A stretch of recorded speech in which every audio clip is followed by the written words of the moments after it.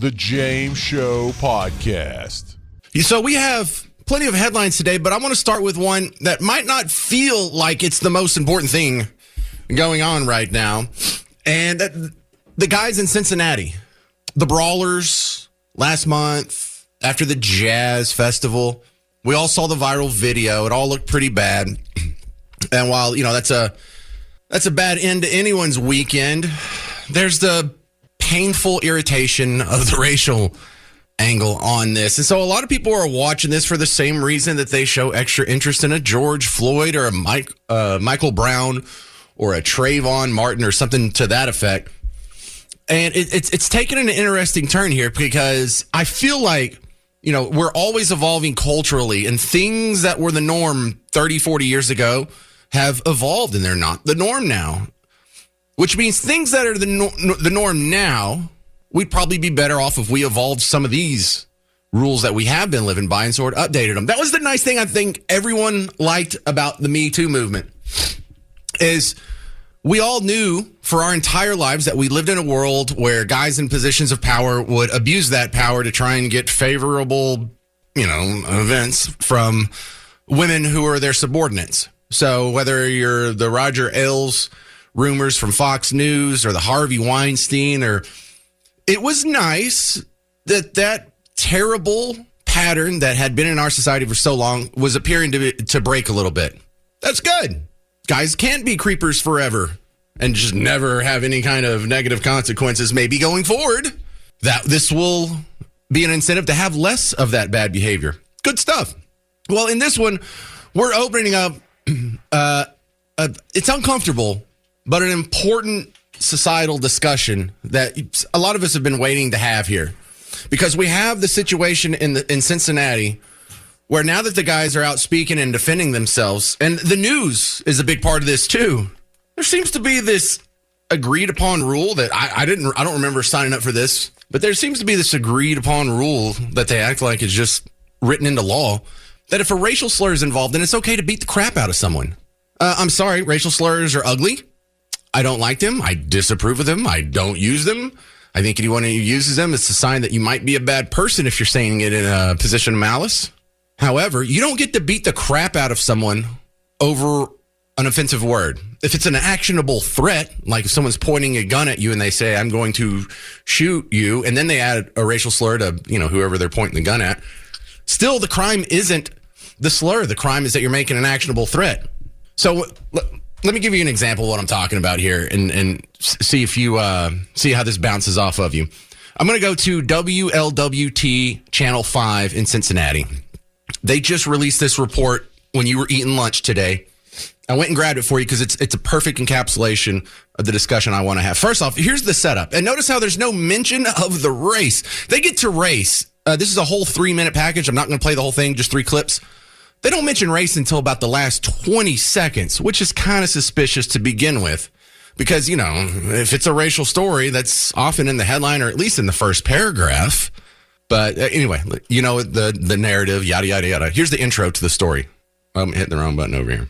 All right, we'll get Todd later on this afternoon talking about crime scene tape still up in the area. More updates to come from Dearborn, Indiana. All right, 5 of the 6 suspects indicted on assault and rioting charges in connection to last month's attack downtown appeared in court this morning. Yeah, so this was their first appearance in court since being indicted. Each defense attorney asked for lower bonds. WLWT News 5's Karen Johnson live outside the courtroom to break down what happened in each of those cases. Okay, so then they go to the reporter who's at the courtroom. Look at that. No mention of race. It's the damnedest thing. Shouldn't that come up if the whole defense is that this was predicated on someone defending themselves from racist white people, evil white supremacy, member domestic terrorists, white rural rage? It's kind of an important story. No, didn't mention it there. Huh. That's weird. So let's go to the part where they give a clip from both attorneys in court. So you hear where their defense and their attack is coming from. Prosecution, I guess, would be better. I don't want there to be any type of misunderstanding about that. This fight was started by these defendants. They followed them on the corner. They told them, quote, "You are at the wrong party. Get off this corner." That sounds racist. And that's where these assaults started. The blind man can see it, and everybody in this city knows. If you remove race and you remove politics, This is a fist fight and a brawl that was fueled by alcohol consumption and that was initiated by some of the alleged victims. All right, allow me to be just 10% sympathetic to what he's saying here. Because on one hand, he is right. If they're not for the racial angle of this, we wouldn't be talking about it on WBAP. This wouldn't be a national story. You know how we know this? Because this happens almost all in every major American city every week. There's some group of people who happen to attack someone else that's of the same race, and no one really cares. So, okay, that's fine. But we've got to talk about this idea that race or a racial slur could be the predicate and like a legal exemption, like a get out of jail free card, kind of literally, to beat the crap out of someone. So here in the last, 15, 20 seconds of the report, they actually bring up the slurs, and the reporter brings you some new details that you didn't know until just now. And the prosecutor today also addressed racial slurs that can be heard in some of the videos circulating online. The prosecutor said, yes, there were racial slurs, but he said they were made 1 minute, 47 seconds into this assault after some of the people were already kicked and punched. Reporting live downtown, Karen Johnson, WLWT News 5. Now, she says that, and look, I'm not arguing with the details that she's bringing and the facts that she's presenting. I'm not calling her a liar or whatnot. But isn't it strange that she has to go out and justify that the racial slurs didn't happen before the punches, as if they had happened before the punches, that would be a justification to punch somebody? We've got to get over this. I don't like living in a world where people think it's okay to punch someone else over a mean word. Now, if you run around and harass somebody and keep calling them terrible names and you're terribly rude to them and you're doing it with the intent of ruining their life and they punch you, you kind of have what's coming to you. But this whole idea that just because someone says a word, then it's a get out of jail free card if y'all just mob violent, beat the crap out of them, and concuss a few other people around them too. Should you be allowed to punch somebody if they call you a racial slur? And the reporting on this, look, and I'm not singling these people out. I've seen a lot of other people do the same thing. You know, they're focusing so much on this racial slur. And the thing that bothers me about it is they act like that's a justification. Yeah, they got beat up. Well, what for? Well, they said racial slurs. And I don't think that's enough of a reason to justify beating someone up. I think it's still a crime. I think it's still assault and battery. I think if you knock someone unconscious, especially you sucker punch some woman, knock her unconscious in the middle of the street and just leave her bleeding out the mouth, that's a felony. It looks like a felony to me. But they're focusing on the racial slur, and that rubs me the wrong way. Is that a justification? Why does that play into it at all? Why would the lawyers bring that up? Why would the reporters bring that up if not as some sort of implication that it's a justification for violence? It's not. It shouldn't be. And if it is, well, does everyone get the same equal treatment? Or is this some special privilege that only some groups have? What magic word can be said to me that would be a legal loophole to me just punching them in the face, sucker punching their wife and knocking her out in the middle of the street so she just sits there and bleeds out of her mouth? What word can be said to me that they'd be like, oh, okay, well, no, that's understandable. And that's a rhetorical question because there's not one. So is it just this one word? Is it just for one group of people? Is it just against one group of people? Because if we're going to be this illogical and this inconsistent, then something's wrong with that societal norm and it needs to end. And I'm not trying to start a race war. I'm not Cartman trying to get us against each other. I'm not trying to, inflame people for the wrong reasons. It's on! Race war! Race war! Race war! Race war's on, everybody! It's going down! It's going down! This is Andrew in Georgetown on WBAP. Good afternoon. I think you got the right to punch. So there's a difference between sucker punching me.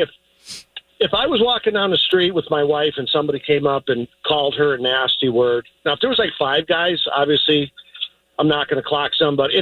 Listen, I've never been in that situation before. I'm just thinking of what I would do and I would hope I would do for my wife. But if somebody came up and, said something terribly derogatory, I'd punch him. And then if he went down, that would be it. There would be no more kicking or anything. But same thing, if a black guy happens to be walking with a black girlfriend and somebody comes up, why are you dating he's got a right to clock that person, not to beat him into oblivion, but got a right. I think that person's got it coming. Where do you draw the line? One punch. No. I mean the language. What language allows you to assault and batter the guy next to you? I don't know that there's one word, but I don't think that you should have to take it. Well, you should. Some guy can just come up to you and just insult your wife or insult who you're with and not pay some sort of repercussion. I don't know that I would. Again, I've never been in that situation, but I would hope if somebody insulted my wife, you would punch him in the face. Yes, if somebody said, "Oh, look at your wife is dressed, she's wearing polka dots with stripes," no. But if she said, "My wife's a whore," or "Hey, I did it with your wife, and she was great," yeah, I'd want to attack the guy. All right, I did it with your wife. You going to beat me up now? Yes. That's a good answer. Oh, yeah, I'm going to come to the radio station. I'm going to come and whoop ass. Yes, click. But I think there's got to be some sort. There's got to be some sort of chivalry out there that we're all just supposed to. Men are just, we're already been. Have our what's cut off. We've got to be able to protect, and there's got to be some chivalry. It's got to come back. See, I don't know where to draw the line. I don't know where to draw the line, but I'm not going to let somebody insult my wife. I'm not going to let somebody insult my mother.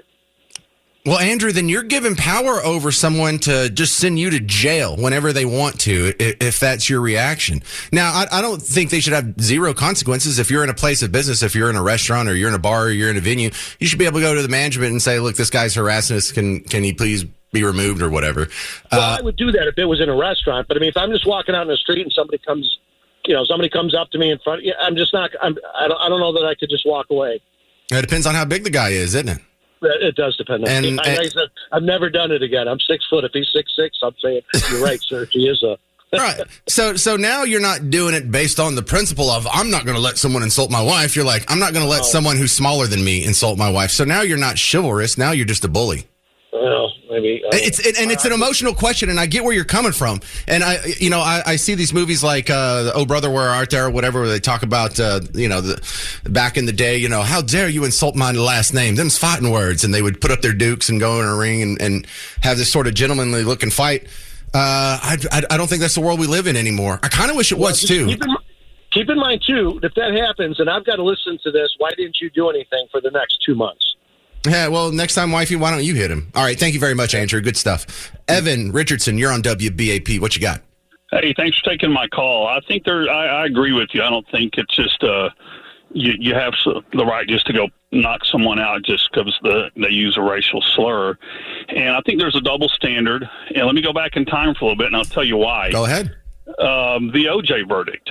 And you've had several jurors that were black come out over the last few years saying, yeah, we knew he was guilty, but we just wanted finally a black man to get off. And I think there's still probably that mentality just for the simple fact that race relations haven't gotten better since then. No, and for the older of us that remember, feels like it was a make good for the Rodney King verdict, where the cops, It looks like the white guys got away with beating up a black guy. And so here, you gave us one, we'll give you one. Yeah. And until we get rid of that tribalism, people are going to be irrational and choose sides based on the skin color of the participants. And we've got to get past that. And when I say we both sides do it. One side seems to do it a little bit more. I'm just going to leave it at that. Right, Greg? All right. Thank you Evan. 800-288-9227. Is a racial slur a justifiable excuse for the Cincinnati brawl? Is it a justifiable excuse for any brawl? Where do you draw the line? Something from the Cincinnati brawlers going to court and the reporting around it has launched our current conversation. This idea that racial slurs keep being thrown out there as if that's some sort of justification for the violence that you saw on the viral video doesn't sit well with me. I don't think that's right. I don't think that's something that, maybe it explains their actions, but it certainly doesn't excuse their actions.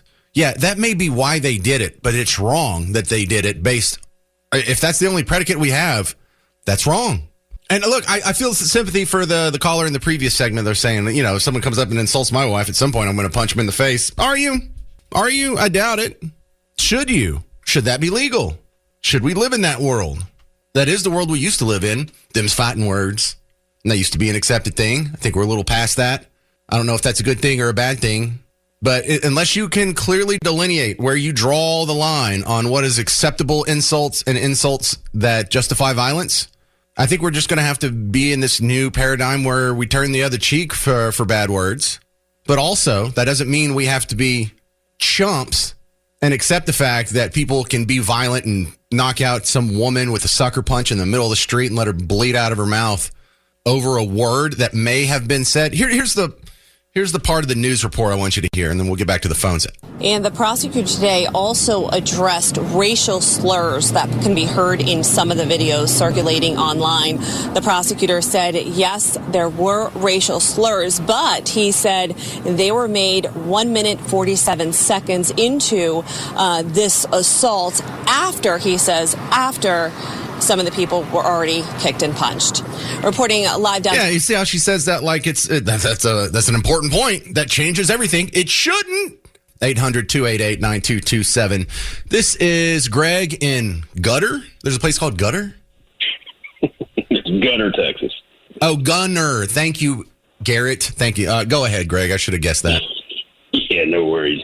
So just to classify the difference between the two words, those mean nothing.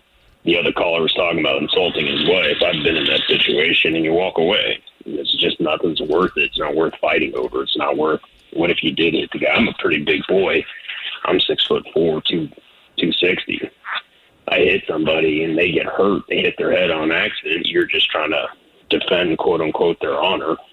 It's not worth it. There's a difference between protection and over words. I was in law enforcement for the first 10 years out of my life out of college, and you see that all the time. He said something mean to me. I mean, this isn't middle school. Grow up. Well, it's also, if you take that justification and just expand it a little bit, how many people are in jail right now because they shot somebody based on some insulting words? Sure. And don't let words ruin your life when you you respond with violence. No, and I've been there. I've had crazy people or people who didn't like me or people who didn't like the woman I was with come up and throw insults. And it's walk-off time. That's what I do. I get the heck out of there. James, you're a coward. Yeah. I'm a coward that's alive. I'm a coward that's never been seriously beaten up. I'm a coward that's never been to jail. I'm a coward that doesn't have a record. I'm a coward that's never been to court. So, yeah, fine. I'm a coward. Ooh, you got me.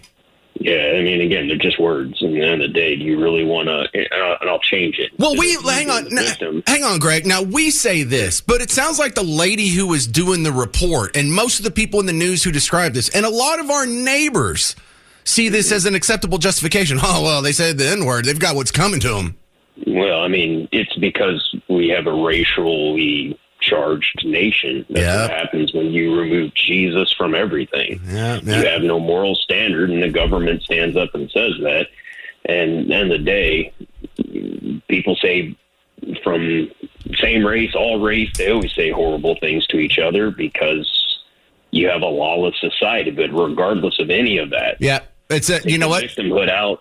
Do you really want to be the guy who is aggressive and then kills somebody over a word? Or you mentioned Jesus. You could just turn the other cheek. Keep going. Thank you very much, Greg. I mean, in Gunter. Yeah, have going. It's Gunter, Garrett. See, this is why I got good, Garrett. Thank you very much, Greg. This is Glenn and Colleen. You're on WBAP. What's up, Glenn? Yeah. Oh, you're on speakerphone. Get off real quick. All right. Go ahead. Got you. Good, go. Yes, sir. I was thinking the same thing the other guy said. It depends on the words. And, otherwise, I just walk away. You can say all you want, talk and blah, blah, blah. But if you put your hands on me or my wife, then, yeah, that's when I would definitely get involved. Well, everybody agrees hands. Is there any level of speech that could justify violence? Not in my opinion, no. You can talk all you want and say all the words you want. I'm good with that because I can walk away from that, because I know you're an idiot. So I just, if you're willing to go out that far and just attack somebody, I wouldn't talk about people like that, just the way I was raised. Well, okay, but if this is your belief system, how do you feel when you see people in the news act like that's a justification? Well, they said the N-word. They should get knocked out immediately. No, I don't believe that, because you hear that all the time, man. I mean, you walk down the street during the day in a crowded public place, and people are throwing around the N-word. Oh, man. The record I have for the most number of N-bombs I had to endure was playing football in high school. You know how many times you hear it during one football practice? Oh, probably over 100. Yes, easily over 100. And you know what? No one ever got punched in the face for it. So there's nothing magic about that word, but there is something suspicious about the selective enforcement of the use of that word. And that's where you have the abrasion, the cognitive abrasion. Like, oh, that's rubbing me a little raw. That's not just, that's not right. That's not fair. That's not logical. And that needs to change. The Cincinnati Brawlers in court, the racial slur somehow seems to be a big piece of the evidence, and that bugs me. It shouldn't. The treatment of this magical word as a justification for violence is wrong. It's the societal norm and the rules that we all live under, but it's wrong. It's a bad word. Shouldn't use it. No one should be calling each other that. But it's still wrong to use that as a justification for violence. And for so many people out there, white, black, indifferent, the idea that, oh, well, they said the N-word, and then that settles the conversation with them, kind of bothers me. How do we fix it? Here's the ugly part. We don't. That's not within our power. That is not within our grasp.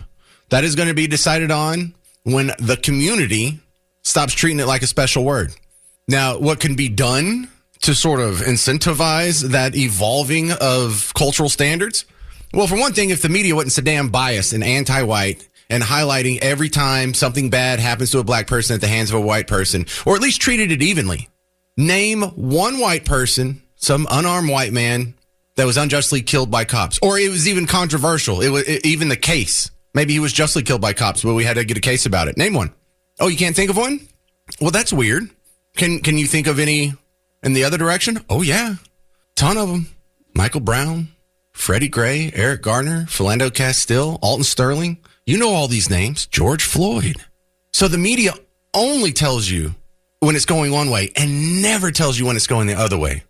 That's something that could help it, because you kind of understand why some of our neighbors here are on edge a little bit if the only news they're getting is about the terrible things that white people are doing to them, and never a balance of it going the other way. Because look, it's not that I blame them for coming away with the idea that white people are racist and violent and get away with all kinds of unjust acts toward black people. I can't blame them at all. I blame the media for that. And if there's any people in the media that are listening to this, stop it. What you're doing is ugly. It tears the country apart. It's unjust. It doesn't help. I mean, might be good for your political party. That's a pretty disgusting way to get ahead in the political world, is driving a racial wedge between communities that were getting along better 20 years ago than they are now. Tyler in Cleburne, you're on WBAP. What do we do? Hey, James. I don't have a great solution, but talking about the weight of words, I think there is a line in the sand. You mentioned it earlier, how, like, if someone was being bullied, like, hey, you're going to probably fight that person if there's a consistent level of harassment, because we know bullying's a thing and it can cause some mental detrimental effects on a person physically even. I'm not black, but if someone called my little girl a little N-word, that'd get my blood boiling. And I think there's a level to say, like, okay, Russia rattles their saber. Hey, we have nukes pointed at the U.S. And I like what Trump said, hey, words have weight. And I think we live in a society where we're disrespectful, we're not kind to one another. Another caller mentioned, like, hey, Jesus, we should be more like that. And I think there's a level to our culture we need to hold each other accountable. I think, if it comes down to it, striking first is the best option. Well, only if there's an actionable threat is sort of my worldview. If someone says your daughter's a horrible name, you still don't get to punch them in the face. Now, if they're following you through the parking lot and continually harassing you, even though you've asked them to stop, then now it's not just the words. Now we have a harassment thing. And so it's not the words themselves. It's not just the use of this certain collection of consonants and vowels. There's also an action that goes along with it. The other line that's drawn in the sand is if your words are making an actionable threat, like not just a threat to you, but a threat that can be pulled off. Because like I'm on the phone with you. If I said, hey, I'm going to kill you, that's not an actionable threat. But if I'm in the parking lot pointing a gun at you and I say, hey, I'm going to kill you, or just brandishing a gun. If a doctor's working on me and doing surgery and calling me all sorts of names, like it doesn't fit the bill. That's a great example. Yeah. All right. Well, this is a good chat. Thank you, Tyler and Cleveland. Yeah, no worries. Mike in Hazlitt, you're on WBAP. How about this? How about we have mandatory anger management classes? What? No. Don't make us all go to some stupid anger management class. My God. Dude, I work for... Anybody who graduates high school, in order to have that diploma, has to have taken an anger management class. Think about the civility we might find in our society if everybody knows how to handle their temper. I don't want to have to take another class. I haven't taken any classes, and somehow I'm not violent. I don't think anger management class is the answer. And the same reason I don't think so many of these other programs are the answer. Because when you go to the nice neighborhoods, why are they nice? Is it because the people there took an anger management class? Or because, I don't know, maybe they learned that from their parents, or maybe they go to church and learned it there, or maybe they, just had a better upbringing. There's a lot of other factors that are in play long before you get to an anger management class. Like when it was so frustrating when I was living in New Orleans. They were doing this big push to put water fountains in all the parks in the bad neighborhoods. And they were like, well, how do you expect them to enjoy the park and not commit crime when they don't have any water fountains? And I was making the case, you think on the good side of town, they have water fountains in their park and that's why they're not violent? You think if you go across the lake to the North Shore that there's water fountains in the park and that's why they're not violent? What are you people talking about? It might sound nice, anger management class would teach them how to manage their anger. No, I think that's your dad's job. And if your dad didn't do it, I don't think a one semester class in a public school is going to be any more effective than their reading attempts. Anyway, that was kind of out of time. I like the thought though, Mike. At least we're coming up with solutions here. 800-288-9227. Is a racial slur legal justification for beating up someone? If no, what do we do about it? I'm James Parker. It's News Talk 820 93.3 FM WBAP. The James Show Podcast.